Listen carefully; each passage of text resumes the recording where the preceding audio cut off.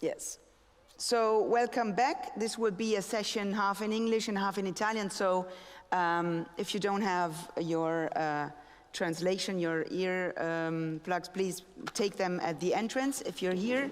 And otherwise, I will, yes, I'm advising you to, I'm telling you that this will be in 2 languages. So because we are, Minouche Shafik is listening from London. She is, we will present her book this morning, a wonderful book, a very important book, which is in some way very, very fundamental for the discussion we have been conducting in the last years about, it has to do with populism and with some political consequences of society which is changing everywhere very, very quickly. When we ask ourselves, why populism has been so successful in last years, we have, like, I mean, it has expressed even a president of the United States of America. We have to ask ourselves where this comes from, and if it has to do only with bad politics that has been before in the years before, if it has to do only with some elite who has been governing for too long. And Minouche Shafik, who is director of the London School of Economics, but she is a very, very successful economist. She's a role model for many, many women in the world because she has been #2 of the International Monetary Fund. She has worked at the World Bank. She has had an extraordinary career, so we are very proud to have her here. And she has written a book about how we should redefine the social contract, because this is a question we have to pose ourselves. How has the surroundings changed? Hello, Minouche Shafik. She is in London, and I think she's hearing us, yes? I am. It's lovely to be with you. It would be much better to be in Trento, but yeah. Good to join you. Next year, I hope. And so Minouche Shafik has posed this question, has said, why are 4 out of 5 people not only in Western countries, but everywhere in the world, very unsatisfied with the systems they're living in? Why has this infrastructure, this architecture of opportunities and guarantees failed? And so I would give immediately the word to her so she could present her book. And it's a very ambitious and a wonderful book and a very important book. Minouche. Thank you so much, Tonia. Thank you for that kind introduction. So let me start a little bit about why I wrote this book. I started thinking about these issues in 2016 when, as you said, we saw populism rising around the world, increasingly divided politics, inequality, culture wars, climate strikes. And I wanted to understand what was driving it. What was the cause of this? In some ways, I think of this book sometimes as my anti-populist manifesto, because I think the populists identified the right problems, what was upsetting people, but their solutions, which are nationalism, xenophobia, anti-immigrant sentiment, and protectionism, are wrong and would not work. And so I wanted to define a set of policies that would be real solutions to the problems that people were facing. And increasingly, I found the concept of a social contract a good way of understanding what had gone wrong. What do I mean by the social contract? By that, I mean the norms and rules that define what we owe each other in a society and how we organize the delivery of those obligations. For example, are children raised at home by mothers or grandparents, or does the state provide childcare centers or pay parental leave so that both parents can care for children? How much of healthcare is the responsibility of individuals, and how much do we pay for collectively through insurance or public funding? Do we expect employers to provide contracts with regular hours and benefits such as sick leave and pensions? Or do we expect workers and families to carry these risks of illness and old age? In more traditional societies, what we owe each other tended to be delivered by families. In more modern societies, the market and the state play a greater role. But in every society, people are expected to contribute to the common good when they're adults in exchange for being looked after when they're young and when they're old. So why do I think the social contract is broken? Well, until the late 20th century, the social contract was built on the premise that families would have one male breadwinner and that women would take care of the young and the old for free. There was a presumption that people would stay married until they died, give birth to children only when they married. They'd have steady employment with very few employers over a career. And the education and skills that they accumulated in school between the age of about 6 to their early 20s would be enough to last a lifetime. And most people would only live a few years after retirement, and the support that they need in old age would be provided by families. Now, as I've described that model, you're probably thinking, that's completely irrelevant to the world that we live in today. Today, half of women are employed in the labor market. In most advanced economies, between a third and a half of marriages end in divorce. In most developing countries, the rates of divorce are also going up. More children are being born outside of marriage. The average worker has more jobs over the course of a lifetime, and technology is increasing that over time. And informality in labor markets has become a feature in advanced economies where more workers are on temporary and flexible contracts. And of course, we have the challenge of climate change, which is in the background.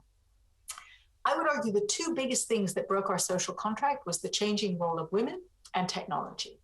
The changing role of women because no longer were women available to look after the young and the old for free, and technology because it fundamentally changed work. Let me just give you two examples, and then maybe we turn to the discussion about how I think the social contract is broken and how I think it needs to change for modern societies. Let's take education. The idea that you get all your education from age 6 to your early 20s to last a career that increasingly may be not 30 or 40 years, but maybe 50 or 60 years in the future is very outdated.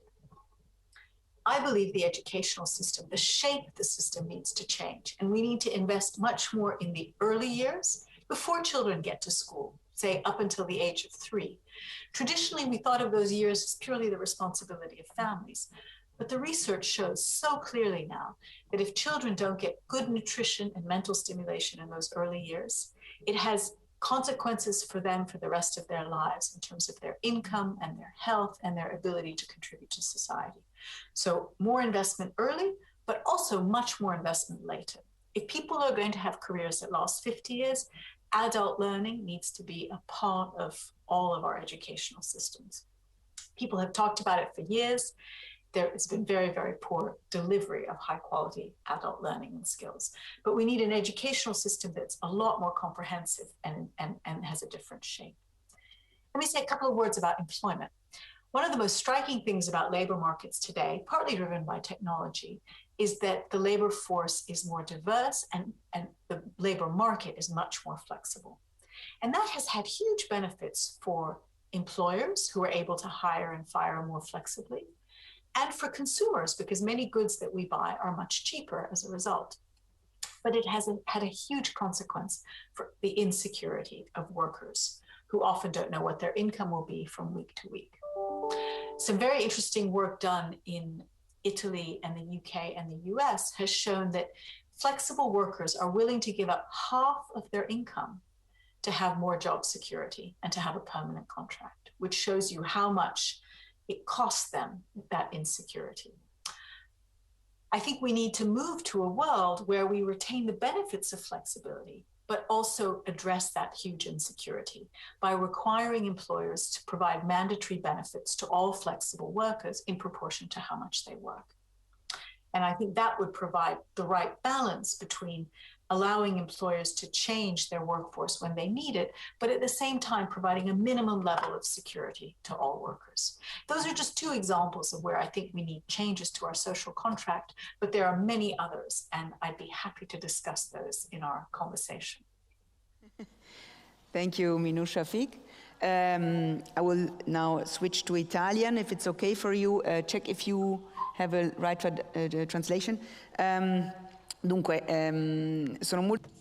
I'm very happy to be here with Linda Laura Sabadini, who has been a pioneer in social studies, especially about women, and a major chapter of Minouche Shafik's book is devoted to the topic of children and women. And we heard from Shafik that one of the major thrusts and inputs for social change is related to women and to the change in the role of women in all our societies. I would like to start from there, and I would also like to ask you what you think of the book. Laura Sabbanini is the Central Director of ISTAT, which is the Italian National Institute of Statistics, and she is also a part of Women G20.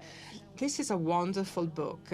It is a book written by a woman with a capital W. It is impressive. You see, in the pages of this book, not only due to the way by which it is written, but also, of course, for what you read, you manage to obtain a sort of summary of the fundamental aspects of the life of Minouche Shafik. She tells us her memories about Egyptian girls in her mother's village, and then the fact that she describes these girls so much in detail, and she manages to bring together two different things, her own life and these major concepts. These girls, of course, were doomed to forced marriage and not to have an education. And then she also tells us about what her father told her when they had to leave Egypt for the States. And he told her, if you have an education, they cannot take things away from you. Education is your capital. And that is for sure the underlying element that has governed Minouche Shafik's life. So the fact of bringing together one's personal story and concept and education and major issues makes this book so important.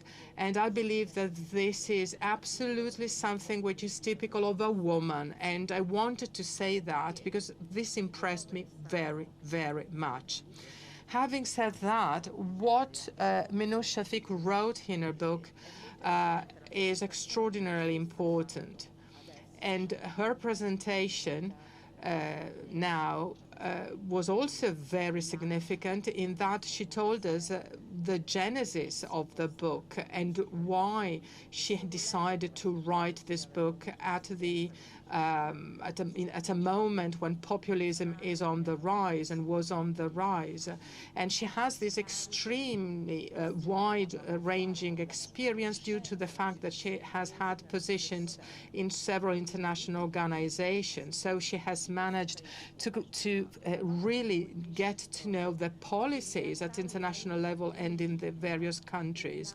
As a matter of fact, what she does is to outline a pathway for democracies to come to the fore again. She identifies those elements that have created a crisis for the very infrastructure of guarantees and opportunities, and she pinpoints the various elements, the role of women and technology.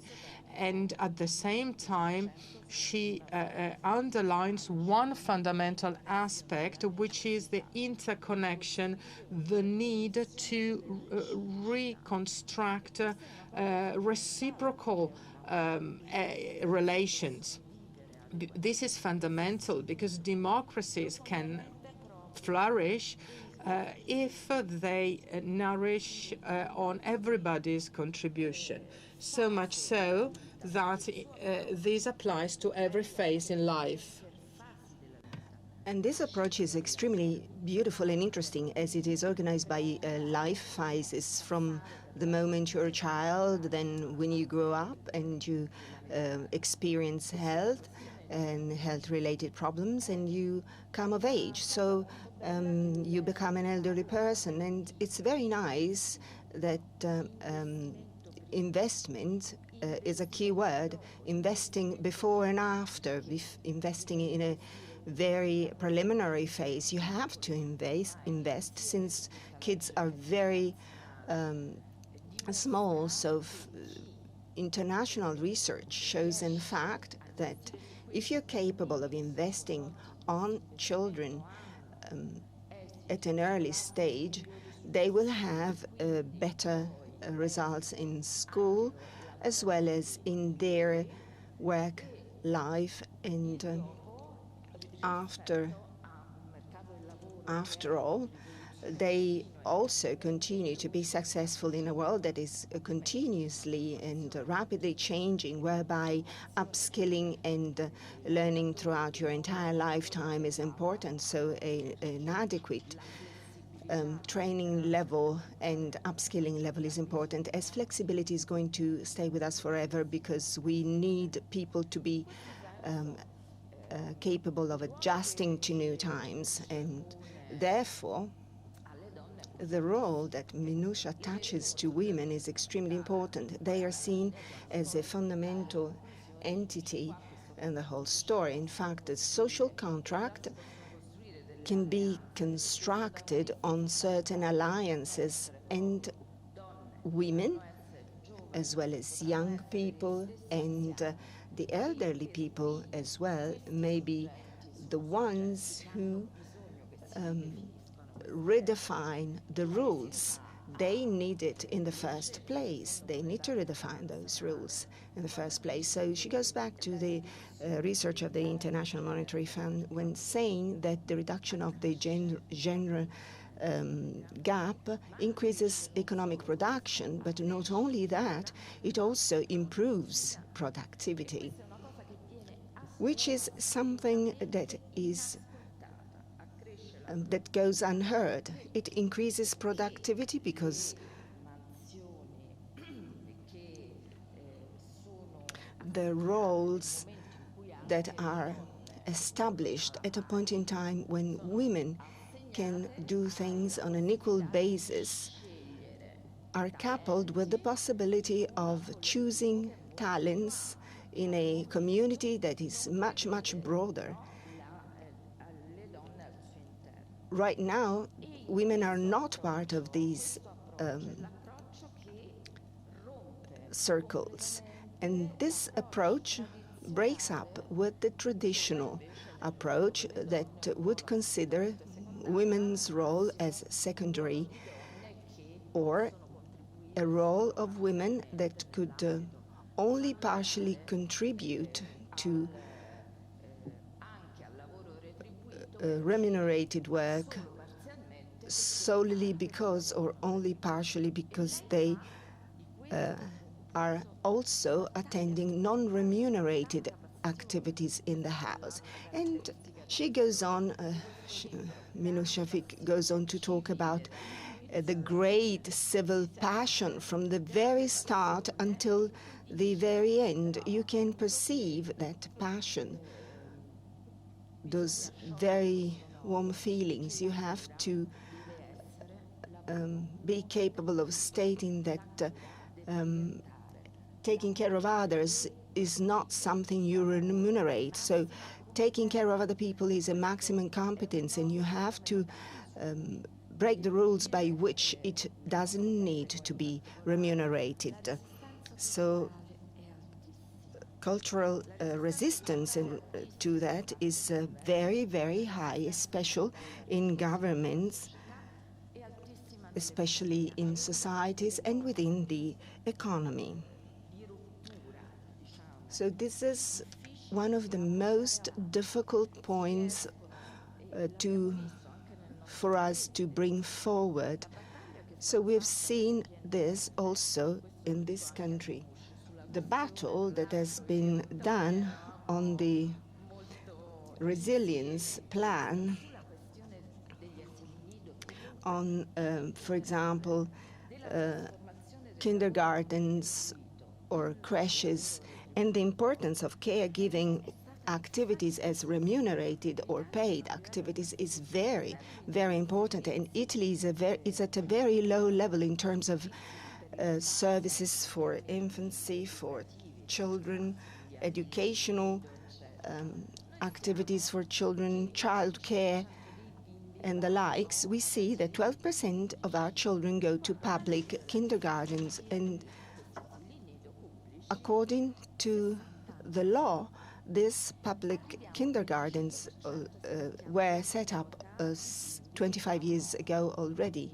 Now, if we consider that there are many children, little children that are being taken to private creches, well, we see that those creches can only be utilized by medium to high wages families.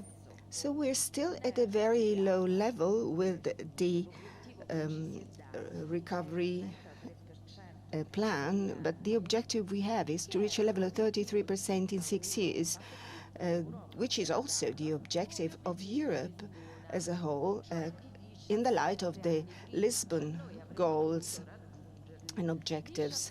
So we should have actually attained that level 17 years ago, so much earlier than we can see now. So given a resilience and plan where we invest 240 billion, why haven't we considered adding 3 extra billion in order to increase this objective and make childcare available for all children? So there's still a cultural resistance. We can't grasp how we could, as you did, consider all the phases of life, and each and every one of our own life phases is connected to one another. So interconnection amongst all the life phases is important. Therefore, relying on the contribution given by workers, by employers, by the state, by citizens, by governments. So the actual problem is that we can't simply think that in today's life, in this very complex life we're experiencing today, there can be economic priorities as opposed to social priorities. So we can't just think that there are economic priorities, part of which has an environmental impact, and forget that this also impacts on social life. So your book is very interesting, is exceptionally interesting, because it places in the very middle the concept of interconnection. So thank you, Linda Laura. Okay, for the translators? Yes? Okay. And I will speak slowly. I'll try. All right. So, of course, Minouche, now you have a lot of suggestions coming from Linda Laura. She has referred a lot to the Italian recovery plan. And it is true that there was a huge political discussion about the fact that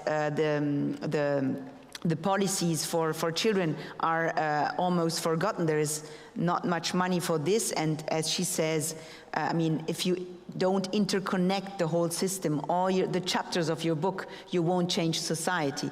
One aspect I would like you and Linda Laura also to talk about is health, because we went through a very, very traumatizing experience like a pandemic, and you argue in your book about how important it is that health is public or private, or is it okay to leave it to free market? So I would like you to explain us how health should be organized in this new social contract that you're imagining. And my second question refers to a passage in your book, very interesting, where you say, what should we do with the people who live in an unhealthy way, right? So who eat too much, who drink too much, who smoke, right? So this is a basic question. How should the government, how should the state treat these people? Should they pay for themselves the health insurance? But as we went through the coronavirus pandemic, I think this is also a question that goes, if I'm not wrong, a little bit and questions the no-vax. So what happens with people who don't want to be vaccinated? And in a certain sense, if they are too many, they endanger the attempt to herd immunity, no? Or to immunize a whole population. What should happen to, how should we handle this problem? Okay, no, great question. So I think first, thank you, Linda Laura, for your kind remarks and your appreciation of the book. On the issue of health, I think the virus, the pandemic has taught us two very important lessons about health.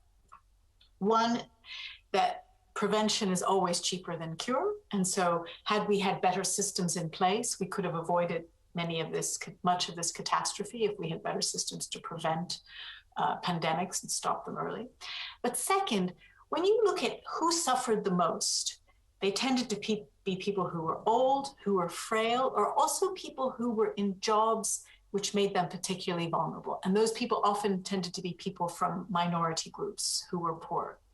And the social conditions in which you live have a huge impact on your health. In every country in the world, richer people live longer than older people. That's a universal. And it makes you appreciate that the wider social contract, things like education and employment conditions, are in many ways more important for health outcomes than the health system. And that is often forgotten. Most of the gains that we've achieved in life expectancy have not come from better medical interventions. They've come from things like nutrition, improved air quality, and all of those other things. And so I think that's another big lesson of the coronavirus, is that when we think about health, we have to look at the wider economic and social conditions in which people live. Which brings me to your final question around what do we do with people who behave badly for their health? And in the book, I talk a little bit about what you could do about that. One thing that's quite effective is taxes. So taxing alcohol, taxing cigarettes.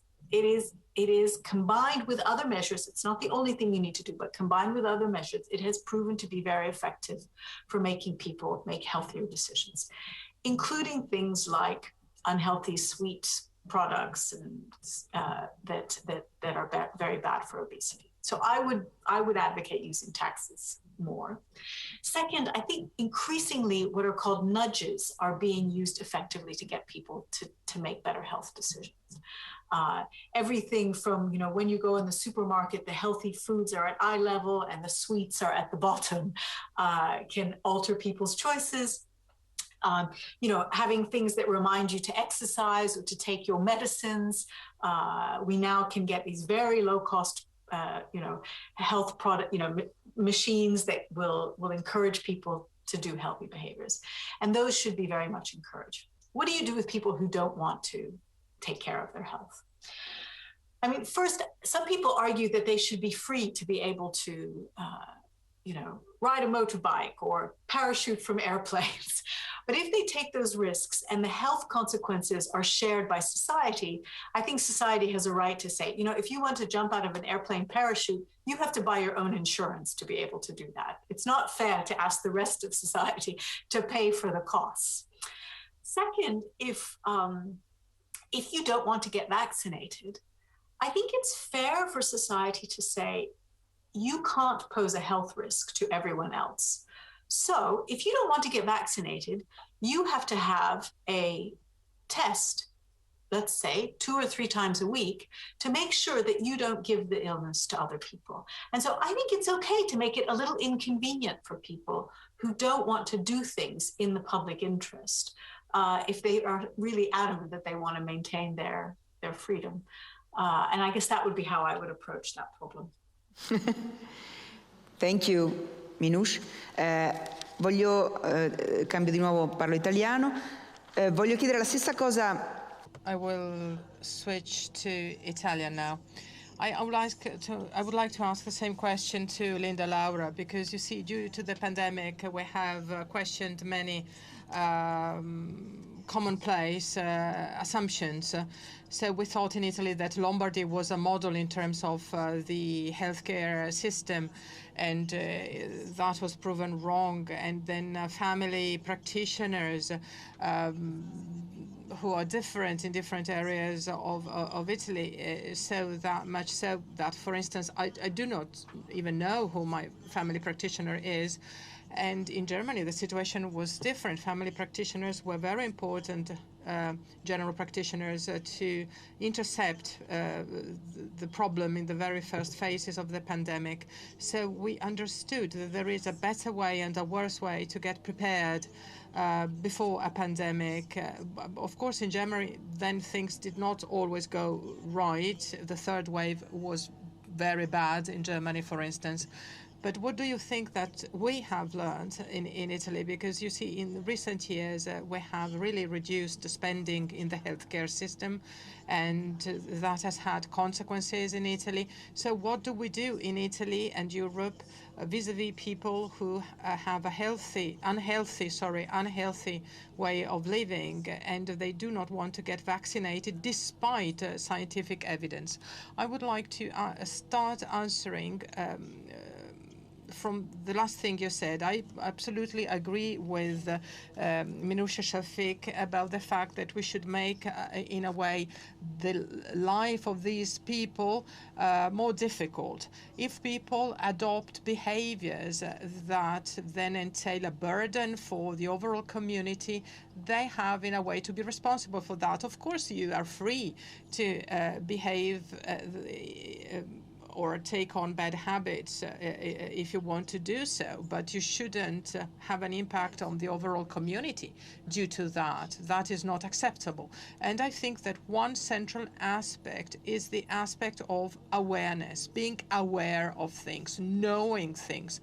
It is crucial to raise awareness and to have awareness and knowledge grow, also in terms of really health education, prevention. This is what I'm talking about. And this is something that has been underestimated massively in the past. And then we were hit by this massive problem, by the pandemic, and it was not possible to start working on prevention then because we had the emergency. But we have to do something about unhealthy ways of living, which really are a burden on the healthcare system and on the community, on the other citizens. We need to invest very much in educating people, in raising awareness among people. I would like to make an example.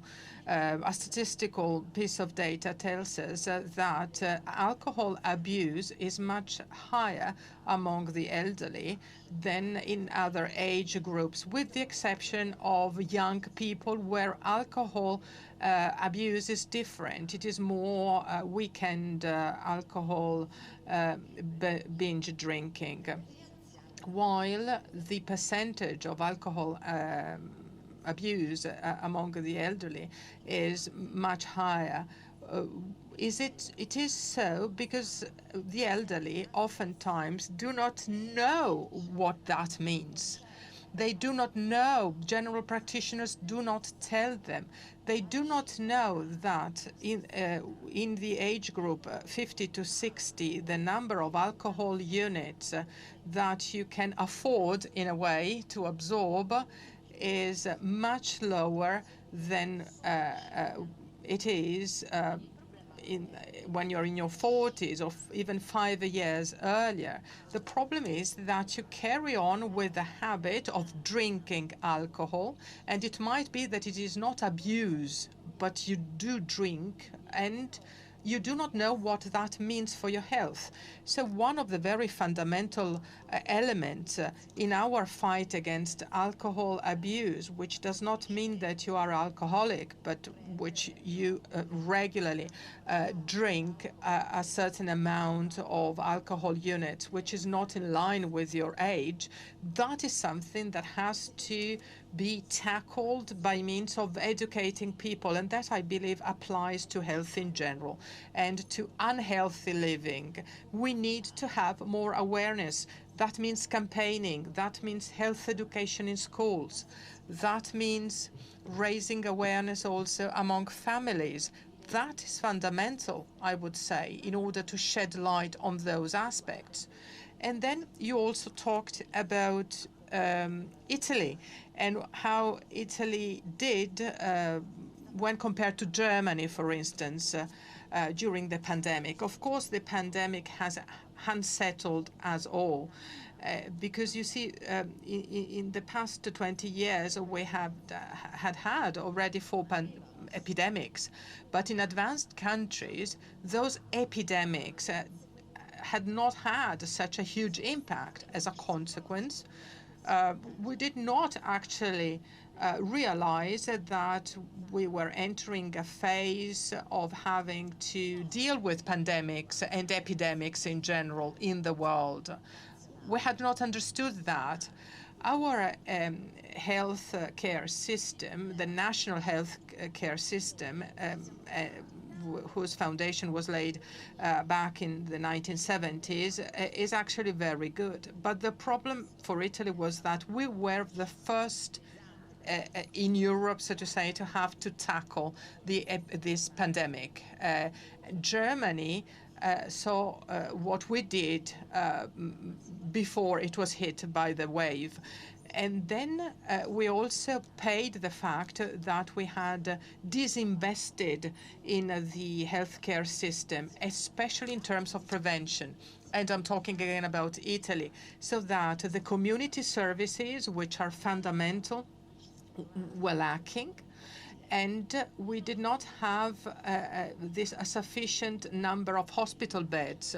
The number of hospital beds per head, so to say, in Italy was much lower than in Germany. And also the number of nurses in Italy has been a problem. We do have more or less the same number of physicians than in Germany, but we have half the number of nurses in Italy than in Germany. And of course that has an impact on the resilience of a country. If you have an infrastructure which can also bear the impact of a pandemic, then you have a resilience. And in the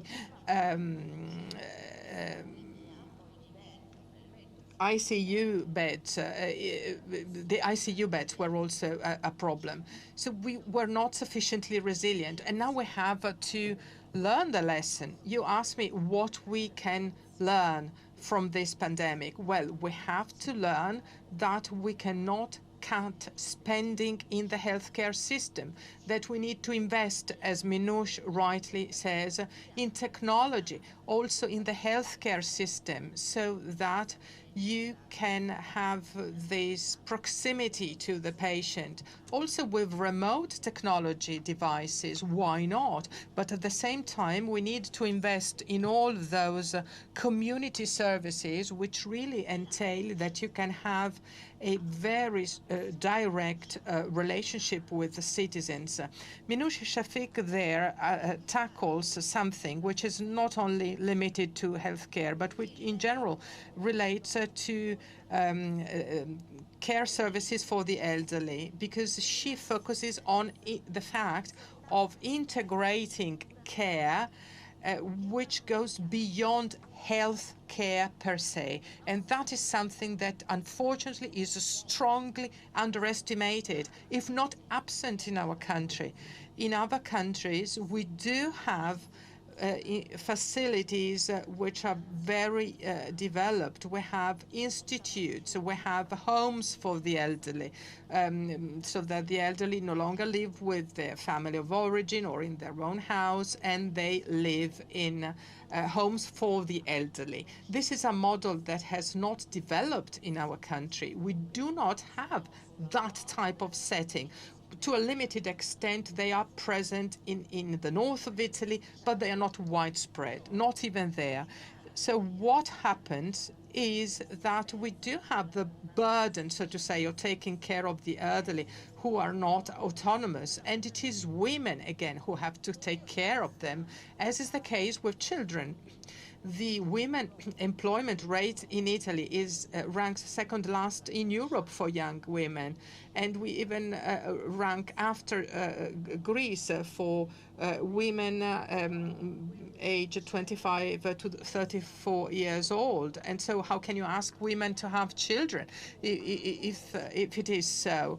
We are still imprisoned into an old style mentality, which is not a modern one, which is not what we should have now, whereby these functions, these care services have to be provided by the family, within a family.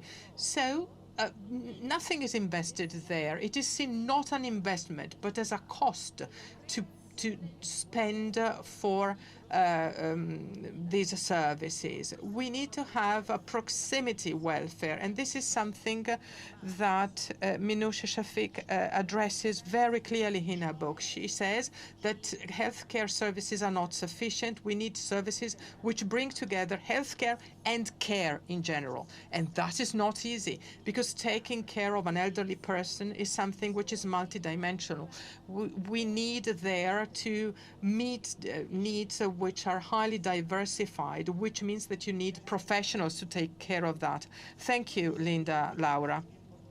Now, one of the aspects that we focused on in the past years is also challenges on the labor market, whereby jobs increasingly are automated and robots are used increasingly on the labor market. MINOUCHE SHAFIK does not believe in those extreme assumptions whereby automation will take away all jobs for human beings. But things have already changed, and you underline, MINOUCHE SHAFIK, two aspects: flexibilization in a way so that life has become more precarious for many workers, and the conflict, which we also find in a book by Robert Reich, the conflict between a worker and consumer, because the price of clothes, for instance, have gone down in the past years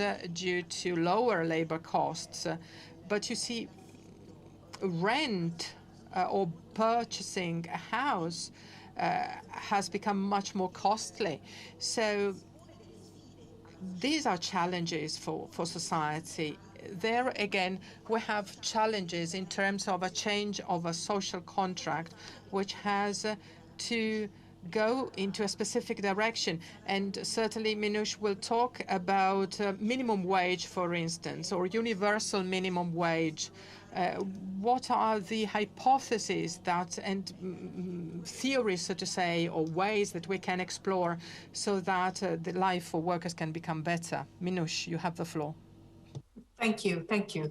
I think the balance, as you said, Tonia, has shifted too far in favor of flexibility rather than security for workers. And the consequences have been severe. It goes back also to the issue we started with, which is populism. People feel highly insecure in current labor markets. What is the answer? I think the answer is that, first of all, I actually believe in flexibility. I think it's important for companies to be able to adjust their labor force as demand changes and as the market changes. But what's important is that when people lose their jobs, they need to very quickly be able to know that they will be looked after and retrained and found a new job. You know, if you look at the Nordic countries, Denmark, Sweden, Finland, Norway, they have very high levels of worker turnover. People lose their jobs more than anywhere else in Europe. But it is not a social problem, because when you lose your job, you get unemployment insurance, which is about, say, 80% of your previous wage. So you maintain your standard of living. They spend about 10 times more than other countries on reskilling workers. And those workers very quickly get back into new work. And if you don't find a job in a year, you're placed in a job. And so people continue to contribute to society through their labor. So I think that sort of system, which allows flexibility but gives workers more security, is really important. also what you described in terms of what's gotten more expensive and what's gotten cheaper. If you think, how many days do you have to work today to buy a television versus how many days do you have to work to buy a house? It's completely changed. The consequences have been particularly severe for young people, many of whom, particularly in Europe, but also elsewhere, are now returning to the family home, unable to afford their own housing, unable to set up as independent adults. And I think until we rebalance this issue around precarious work, they will face what now many people call prolonged adolescence, because they don't have the opportunity to become full-fledged adults. So I think this issue about the future of work is key. I also just would add one more thing. At the moment, I think companies underinvest in reskilling their workers because of flexibility. Why would you invest in someone if you think they might be leaving you shortly? And so I think we need to think about who is responsible for investing in workers. And I think being trained in the workplace is the best place to be trained because you will develop skills that are relevant to the market. But who should pay for that, I think, needs to change. And that needs to become a responsibility of society rather than of companies. So we get the right amount of investment in workers. So for example, just like companies get tax credits for research and development, they should also get tax credits for investing in their employees, more than might be in their own narrow interests, but it would be in society's interest that those workers keep their skills up to date. And I think with that, we can deal with the issue of automation. May I ask you, because you speak also about this, there has been in the last years a lot of discussion, even at Davos, at the World Economic Forum, about the universal basic income, no? Yes. So Yes. You don't seem very convinced. Why? Yeah, I'm not convinced for two reasons. First of all, in most advanced economies, we are able to target benefits to poorer households. With universal basic income, you would have to raise the tax rate quite a lot, let's just say by 20% of GDP, to cycle a lot of money through the state and then distribute it to people, many of whom don't need it. That just seems incredibly inefficient to me. If you're able to have a system where you tax better off people and you transfer that income directly to the poorest households.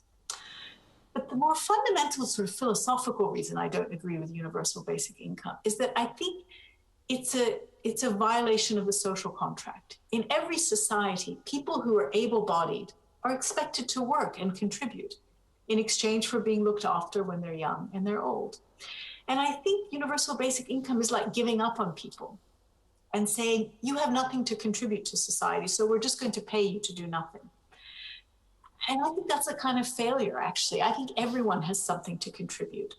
And if their contribution doesn't generate a very high wage, I would rather them work and top up their wages so that they can maintain a decent standard of living, but still work in order to feel that you're making a contribution to society. Lo voglio chiedere anche a Linda Laura Sabbadini, perché questa questione del reddito... The issue of the minimum wage, or as it was called here, citizenship wage, a sort of an income integration, so there has been a long debate on the minimum wage here. So SHAFIK doesn't agree much. What do you think about it and about topping up salaries? Well, it depends. It depends on the specific situation.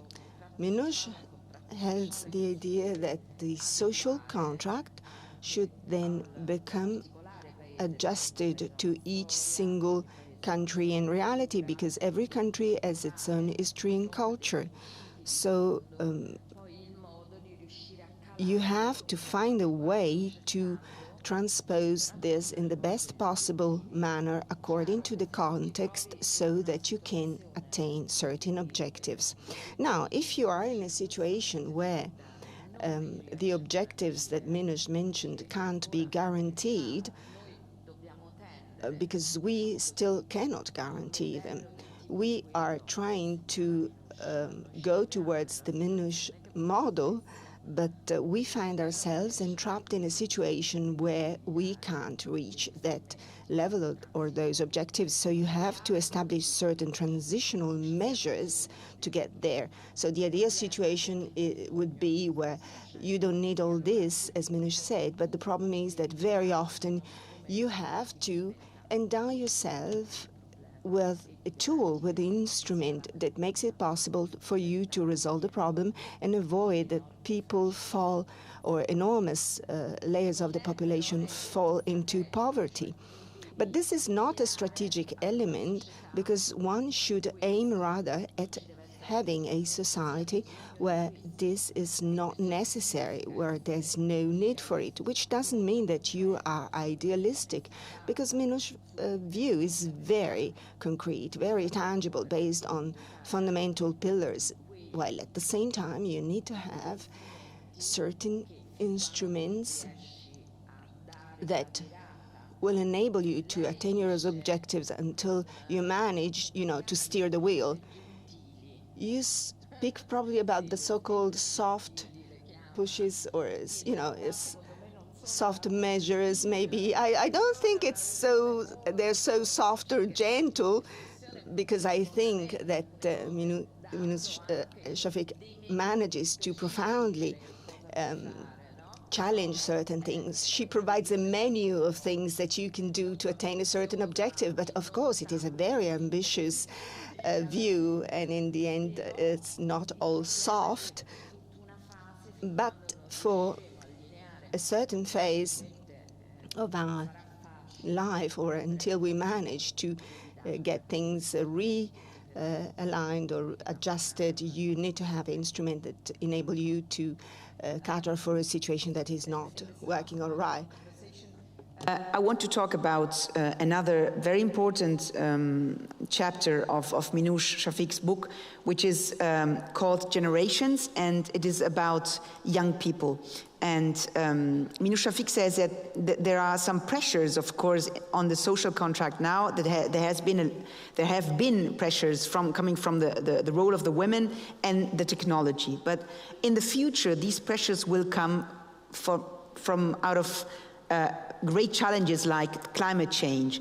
And this is about what we are giving to young people, and we are giving them the burden of climate change and the burden of debt, which is also a great topic that comes out of the pandemic, because the debt is huge now, has grown a lot in a lot of countries like Italy, for example. So, Minouche, how will this affect the future? How is this affecting already the future? You know that there has been a very, very revolutionary also judgment of the German Constitutional Court recently. I think this was really revolutionary, because it says basically you can't give this burden to young people from 2030 on. You must try to change things earlier, because otherwise young people will have too much burden. So I think this is already a sign of a revolutionary thinking and of a changing of the social contract, no? From the German judges, I mean. Absolutely, absolutely. In every society, the social contract is that each generation hopes to leave the next generation better off. And I think we have to ask ourselves whether we are delivering on that social contract to future generations. Tonia, you're absolutely right. Debt levels are high, and we are certainly leaving the next generation a much diminished planet relative to what we inherited, both in terms of climate change and biodiversity. And so how do we set that right? I think for one thing, we definitely need to act immediately on climate change and also invest much more in conservation. If you look at how much we already spend today on energy subsidies, it is obscene that we are actually paying people to destroy the planet. And so that immediately needs to change, but we also need a carbon tax and other measures to address climate change. And that is an important legacy that we could leave for the next generation. On the debt, I think one of the things that we owe young people is much more investment in their education for the rest of their lives. the only way they will be able to repay this debt is if they are highly productive. And one of the ways we can make sure the next generation is highly productive is to promise them that we will invest in their education, not just when they're young, but throughout their lives. One of the suggestions I make in the book is that we look at providing a lifetime educational endowment to all young people, so that they are guaranteed, let's just call it 100,000 euros for the course of their lives to reskill and retrain, so they're able to continue to contribute. We have to remember, I mean, particularly in countries like Italy, where the demographics are very poor and aging is a huge issue, we're going to need these young people to support a much larger older population. And the only way they'll be able to do that is if they earn a great deal. I think another thing we can do for the next generation is work longer to reduce the burden of having to pay for the health and pension costs of older people. So in the book, I also suggest that we link the eligibility for pensions to life expectancy. Today, in most advanced economies, people expect to spend a third of their adult life in retirement. So, and the years that we work are just out of balance with the years in retirement. And so we have to get that into better balance. And one way to do that is to keep working for longer. And so that as people grow older, if your retirement age is linked to life expectancy, your expectations adjust over time. And so I think those are all ways in which we can do right by the next generation.